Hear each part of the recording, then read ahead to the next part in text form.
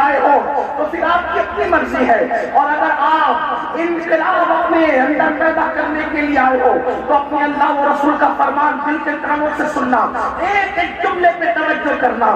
تیسری عالمی جنگ شروع ہو چکی ہے، اور جب یہ عالمی جنگ ہوگی تو یاد رکھنا سر ایسے اڑیں گے جیسے فٹ بال، آندیاں خون کی ایسے ہوگی، لوگ مٹی کی سرخ آندھی کی بات کرتے ہیں، خون کی سرخ آندیاں ہوگی۔ اللہ اکبر۔ مصنوعی طور پر دنیا میں بیماریاں لائی جائے گی، مصنوعی طور پر دنیا کے اندر بلائیں لائی جائے گی، دنیا کے اندر زہر اور زہریلی اشیاء غذاؤں کے طور پر لوگوں کو دی جائے گی۔ بڑے عجیب حالات ہوں گے، بڑے عجیب انداز ہوں گے۔ اب میرے آقا علیہ السلام کے پیارے دیوانوں، اس وقت ہر ملک پر کسی ایک ملک کی بات نہیں کرتا، انڈیا، پاکستان، بنگلہ دیش، برطانیہ، امریکہ، کسی ایک ملک کی بات نہیں کرتا، بلکہ حالات کیا ہوں گے جب تیسری عالمی جنگ ہوگی تو جنگ کرانے والے تو یہ چاہیں گے نا کہ ہمارے ذہن کا آدمی بیٹھے، تبھی تو ان کی مراد پوری ہوگی، ورنہ وہ جنگ چاہیں گے، کوئی امن چاہے گا تو ان کی مراد تو پوری ہو نہیں سکتی۔ تو ہوگا کیا، پوری دنیا پر لوگ اپنے خیال سے لوگ بٹھائیں گے، اور وہ ظالم ہوں گے، وہ جابر ہوں گے، اتنا ظلم ان کے پاس ہوگا۔ اللہ اکبر۔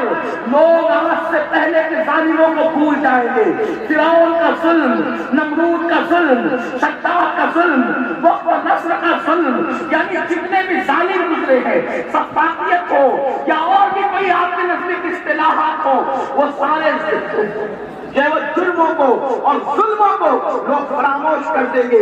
اور آج یہ سب کچھ کیوں کر ہوگا، اس کے ہوگا کیوں کر، اب قرآن کہتا ہے کیوں کر ہوگا، اور مشکات شریف کی ایک حدیث، اس سے بچنے کے لیے طریقہ کیا ہوگا۔ دو باتیں، ایک تو یہ دنیا میں حالات خراب کیوں ہوں گے، یا دنیا میں حالات بگڑیں گے کیوں، لوگوں کے شہر کیوں برباد ہوں گے، بستیاں کیوں تباہ ہوگی، بستیاں کیوں ویران ہوگی، بچے گا کون۔ دیکھو تیسری عالمی جنگ سے بھی لوگ بچیں گے، اور بچنا کس کو ہے، وہ آج ہی راہ عمل آپ کو تیار کرنا ہوگا۔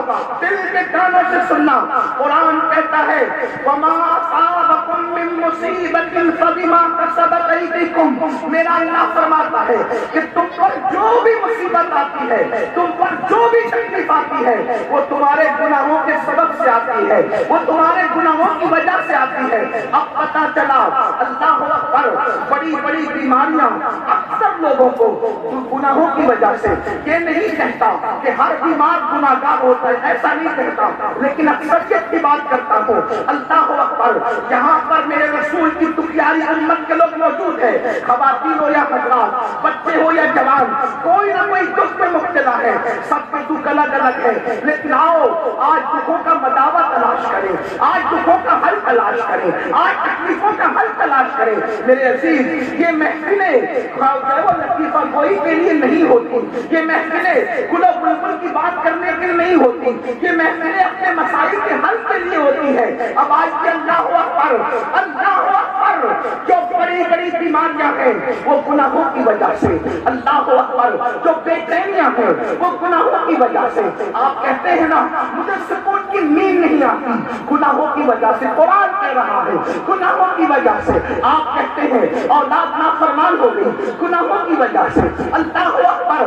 آپ کہتے ہیں میرا بزنس سرد پڑ گیا، گناہوں کی وجہ سے۔ قرآن کہہ رہا ہے جو بھی تم پر مصیبت آتی ہے وہ تمہارے گناہوں کے سبب سے آتی ہے۔ اور پھر یہاں پہنچ کر انسان کیا کہتا ہے، مولانا مجھے کسی نے کچھ کر دیا، کیا کر دیا، چین کی نیند نہیں آتی، کسی نے کچھ کر دیا، بیٹی کو رشتے نہیں آتے، کسی نے کچھ کر دیا، دھندا اچھا نہیں چلتا، کسی نے کچھ کر دیا، دل مطمئن رہتا ہے، کسی نے کچھ کر دیا، ذہن ٹینشن میں رہتا ہے، کسی نے کچھ کر دیا۔ یاد رکھو جب تک اپنے جرائم کو دوسروں کے سر تھوپتے رہو گے، کسی نے کچھ نہیں کیا۔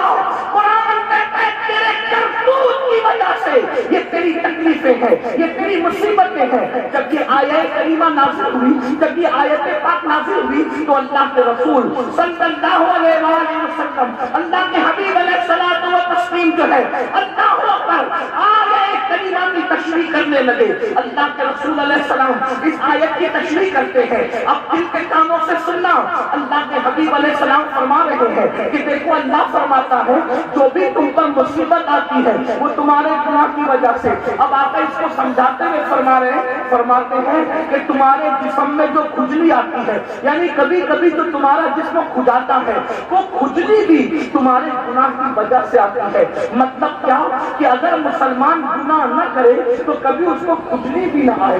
آپ اندازہ کریں مسلمان اگر گناہ چھوڑ دے اس کو کبھی کھجلی بھی نہ آئے. پتا کیا چلا آقا فرما رہے ہیں تمہیں جو کھجلی آتی ہے وہ تمہارے گناہوں کی وجہ سے, جو تمہارا جسم پھڑکنے لگتا ہے وہ تمہارے گناہوں کی وجہ سے. فرمایا گیا اللہ اکبر جو تمہیں ٹھوکر لگتی ہے ٹھوکر وہ تمہارے گناہوں کی وجہ سے, جو تمہارے پیر میں کانٹا چبھتا ہے وہ تمہارے گناہوں کی وجہ سے.